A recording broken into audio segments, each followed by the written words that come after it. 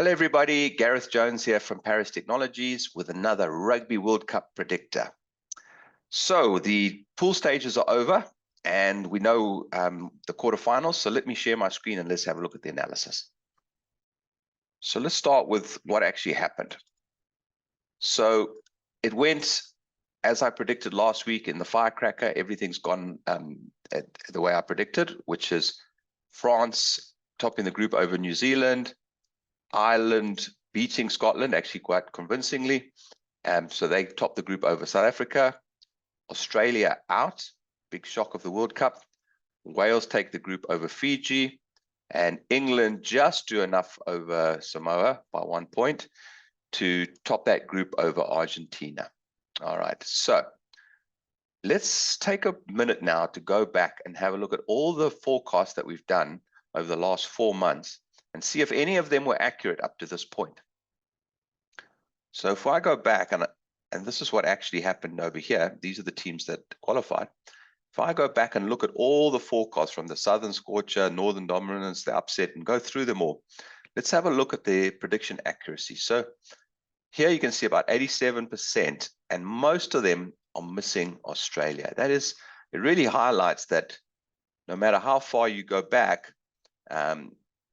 people really expected Australia to win, qualify and go through. So it's been a real the real upset, or the real talking point of the World Cup is Australia. No one predicted them to be out at the pool stages, but they have gone out. And I think some of the other predictions, like Japan, it was really close, but actually Fiji did do enough to go through. So I think most of the people have, most of the predictions, most of the people got to around 75% accuracy. Nobody really messed it up completely. Of course, if you tried to predict Scotland to go through, I mean, that's where your accuracy tended to start to fall down. All right, it's only when we get right to the end where we start to get this 100% accuracy, the last 2 predictions. And that really was because it was only later in the pool stages that it became obvious that Australia weren't going to go through, and then the rest of the teams kind of started to pick themselves. So the good news is the last one I did, the firecracker, everything has gone according to plan on that, and that's still good to go. So let's just take a little moment now to think about the semi-finals. If you think about the quarterfinals, we've got 4 Southern Hemisphere teams and 4 Northern Hemisphere teams. What does that mean for the semi-final? Can we think about any analysis on that? So let me look at all the semi-finals since the very first World Cup in 1987, all the way to 2019. And having a look at the split between the Northern Hemisphere and the Southern Hemisphere. And as you can see, all but one had a 50-50 split. The only one that didn't was back in 2015, it was 100% Southern Hemisphere. So the Northern Hemisphere has never got more than 2 people in 2 teams into the semi-final. What do we think about that today? So let's go and have a look at the firecracker on the dashboard. I'm just going to bring that up. The firecracker. Let's just have a look at what actually happened in the firecracker, which we looked at last week. The Northern Hemisphere has been particularly strong in this tournament, and it's, you're going to ask yourself the question, can Argentina defeat Wales?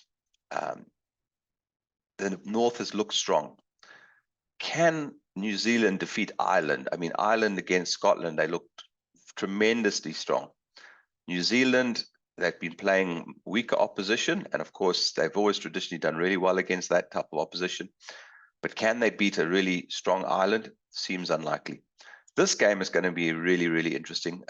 Fiji did not play well, lost against Portugal, one of the weaker teams. The team that finished bottom of their pool, they lost, but did enough to get the losing bonus point. Fiji looked really tired. I think it's been, for their team of players, they don't have a lot of substitutes. They're looking pretty tired. England beat Samoa by 1 point, and Fiji have found Samoa really relatively easy going. So you would say Fiji's a better team than Samoa. England are going to struggle against them, and Fiji are really tired. So this game is really interesting. And then you get down to this game, which is France, the home nation, against South Africa. I mean, South Africa, the defending World Cup champions, and looking very, very good in their group, with just losing to Ireland, and losing really because they weren't able to kick over all of their points. But they could have won that game. It could have gone their way as well. So all of these games are going to be really, really tight. What if I'm going to pen a version which shows the North dominating. I'm going to call it Beware the North. What happens if we have the North really dominating? What would that look like? Well, in the firecracker, I was still predicting the Northern Hemisphere teams to win, with one exception, which would be this last game down here, where South Africa were going to beat France. But this, we know, all of these games are really tight. Even this game, by luck, is going to be really tight and interesting to watch.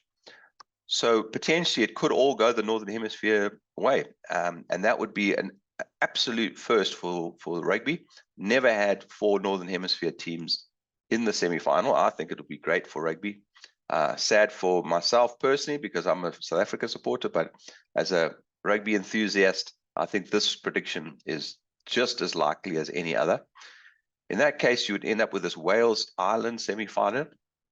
And I don't think Wales has enough to take on Ireland. I think if Ireland beat New Zealand, they're going to win the World Cup. I don't think anyone else is going to stop them. Here you'd get this France-England, and I think England, I think they can beat Fiji, but I don't see them winning a semi-final. They just don't seem to have the quality this year. But hey, knockout rugby, anything can happen. So I would say France is going to win that one. And then you would get this great France-Ireland final, which I think most Northern Hemisphere people would love to see that. I think it'll be really good for rugby. 2 really powerful Northern Hemisphere teams. And as I say, if Ireland beats New Zealand this weekend, I think they're going to go all the way and win it. So that's Beware the North. The one other way of looking at this, of course, is the Southern Fightback. Southern Hemisphere teams did not win their groups. They did not do anything spectacular.